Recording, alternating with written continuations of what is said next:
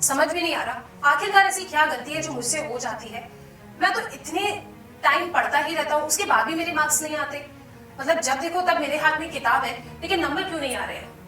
कुछ ना कुछ ऐसी गलती है जो डेफिनेटली बेटे आपसे हो रही है, जहां आपको लगता तो है कि आप प्रोडक्टिव हैं लेकिन आप उतने प्रोडक्टिव हो नहीं पा रहे। तो चलो समझते हैं कि how to be more productive and how to study more in less time. तो सबसे पहली चीज जो बेटे आपको याद रखनी है वो ये है कि सेट टारगेट्स। देखो किताब लेके बस बैठ गए हो लेकिन करना क्या है ये पता ही नहीं है।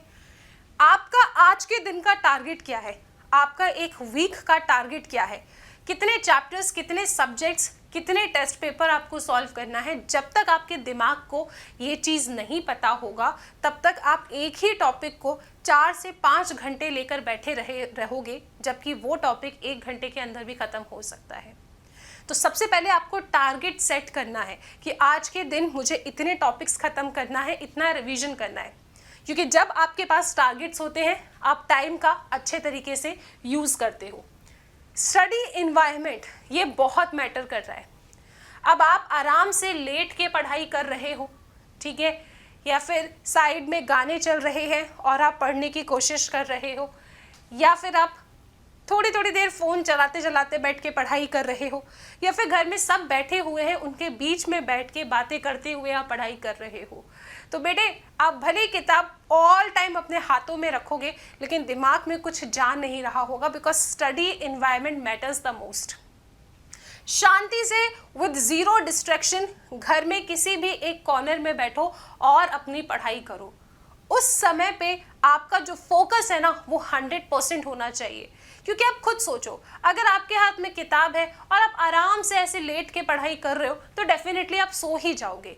अगर सबके बीच में बैठ के आप किताब खोल के बैठ के पढ़ने की कोशिश कर रहे हो बेटे, आपका दिमाग बातों में जाएगा ना कि किताब में लिखे हुए कंसेप्ट्स की तरफ। अगर आप गाने सुन रहे हो तो आपको पता है कि भाई आपके दिमाग में ना वो गाने ही बजते रहेंगे और जब एग्जाम में लिखना होगा तो सब कुछ याद आएगा, गाने के एक एक लिरिक्स याद आएंगे, बट किताब में क्या लिखा था वो याद नहीं आएगा और आपको लगेगा कि मैं तो पूरे टाइम कॉपी लेके बैठा था फिर भी मेरे मार्क्स क्यों नहीं आए। क्योंकि स्टडी इन्वायरमेंट बहुत मैटर करता है। शांति से एक जगह पे बैठो, अपनी किताबों को अरेंज करो, अपनी कॉपी को रखो, पेन रखो और लिखे पढ़ाई करो विद ज़ीरो डिस्ट्रैक्शन। सिर्फ आप और आपकी किताब ही सामने होने चाहिए। Next important is study break rule का फॉलो करो। देखो बेटे हमारा जो दिमाग है ना एक पॉइंट ऑफ टाइम के बाद ब्रेक चाहता है। अगर आपको लग रहा है कि नहीं मैं तो 10 घंटे बिना ब्रेक के पढ़ूंगा, तो to be very frank starting के 2 घंटे 3 घंटे आपका दिमाग बहुत ही ज़्यादा एक इफेक्टिव मोड में होगा, हाईली प्रोडक्टिव होगा।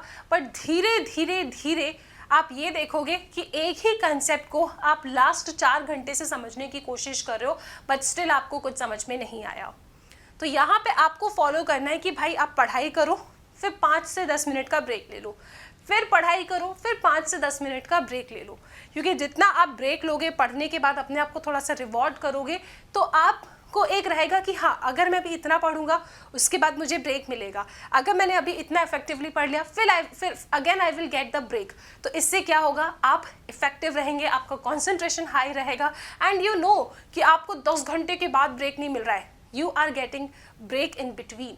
लेकिन मेक श्योर कर लेना कि ऐसा मत करना कि 10 मिनट पढ़ रहे हो और 1 घंटे का ब्रेक ले रहे हो, ऐसा नहीं करना है। आप पढ़ाई कीजिए, थोड़ी देर ब्रेक कर लो, फिर पढ़ाई लो, थोड़ा सा वॉक कर लो, फिर पढ़ाई करो, फिर थोड़ा सा ब्रेक ले सकते हो। लेकिन मेक श्योर जैसे ही ब्रेक का टाइम खत्म होगा आपके हाथ में किताब आ जानी चाहिए। तो आप ना छोटे छोटे मॉड्यूल्स में पढ़ो, इससे चीज़ें आसान होती है। क्योंकि अगर एक साथ पढ़ने की कोशिश करोगे तो देखकर ही डर लग जाएगा और आधे टाइम आपको लगेगा इतना सारा कैसे पढूं।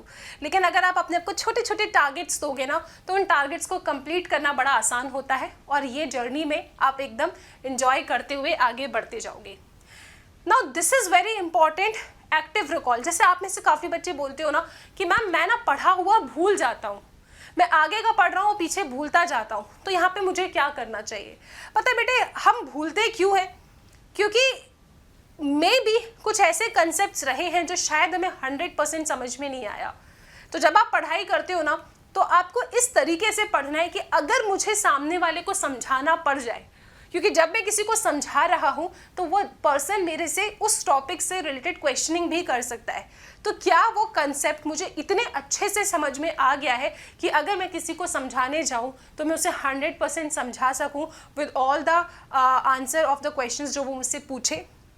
यानी जब आप किसी टॉपिक को पढ़ लेते हो तो आंखें बंद करके खुद से पूरा रिकॉल करो और सोचो कि यार इसमें से क्या क्या पॉसिबल क्वेश्चंस है और उसके आंसर करो। सबसे बेस्ट ये रहेगा कि अगर आपने कोई टॉपिक पढ़ा है, आपके पास आपका फ्रेंड है, आप उसी टॉपिक को अपने फ्रेंड को पढ़ा दो, क्योंकि जब हम किसी को समझा रहे होते हैं तब वो जो कंसेप्ट है ना हमारे दिमाग में और अच्छे से क्लियर होता है। So try doing active recall method, just revise क्या पढ़ा है, जो भी टॉपिक पढ़ा है किताब बंद करो, रिवाइज करो, खुद को समझाने की कोशिश करो अगर दोस्त नहीं है तो, और अगर दोस्त हैं तो भाई उनको समझा दो। सबसे बेस्ट एक्टिव रिकॉल मेथड आपको यूज़ करना है।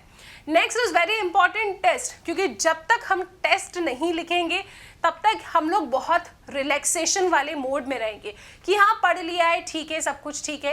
लेकिन जब हमें पता है कि हमको टेस्ट देना है उस टॉपिक का तो हम अपने आप को थोड़ा और पुश करेंगे, PYQ सॉल्व करेंगे, सैम्पल क्वेश्चन पेपर्स देखेंगे, टॉपिक और क्लियर होगा और अच्छे तरीके से चीज़ें रिवाइज करेंगे और फिर जाके अपना टेस्ट पेपर लिखेंगे। So time to time make sure किया करो कि जैसे ही कोई चैप्टर कंप्लीट हो रहा है उसका टेस्ट आप ज़रूर दें और चेक करें कि कितना आपको याद था। अगर इस तरीके से आप पढ़ते जाएंगे बेटे तो डेफिनेटली आप बहुत प्रोडक्टिव होंगे और आपको सारा दिन किताब लेके बैठने की ज़रूरत नहीं है। आप हर दिन पढ़ रहे हो, इसी तरीके से पढ़ रहे हो तो कम टाइम में भी आप बहुत सारी चीज़ें कवर अप कर सकते हो।